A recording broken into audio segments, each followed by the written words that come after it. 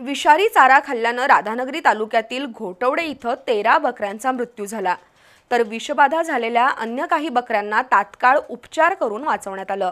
दुसरीकडे करवीर तालुक्यातील कुरुकली इथं अज्ञात वन्य प्राण्याकडून 12 बकऱ्यांचा जीव गेला। या दोन्ही घटनेत मेंढपाळांचं सुमारे 3.5 लाखांचं नुकसान झालंय।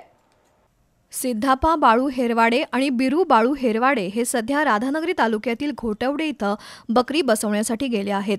चरत असताना अचानक कळपातील काही बकरी जमिनीवर कोसळली, त्यामुळे सिद्धापा आणि बिरू घाबरून गेले। त्या बकऱ्यांची पाहणी केली असता त्यांची पोटं फुगल्याचं दिसून आलं। विषारी पाला खाल्ल्यानं त्या 13 बकऱ्यांचा मृत्यू झाला। कळपातील अन्य 500 बकऱ्यांची पाहणी करून अशा पद्धतीनं विषबाधा झालेल्या बकऱ्यांवर ताबडतोब उपचार करण्यात आले। मात्र या दुर्घटनेत मेंढपाळांचं 2.5 लाखांचं नुकसान झालंय।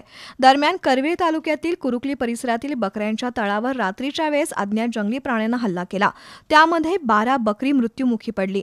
त्यामुळे पांडू धनगर यांचं 1 लाखाचं नुकसान झालंय। दिवसभर पायपीट करत बकऱ्यांना चारा मिळण्यासाठी धनगर बांधव धडपड करत असतात। शेतामध्ये बकऱ्यांचा तळ बसून त्यातून मिळणाऱ्या उत्पन्नातून कुटुंबाचा उदरनिर्वाह करणाऱ्या धनगर समाजाला अनेक संकटांना तोंड द्यावं लागतंय।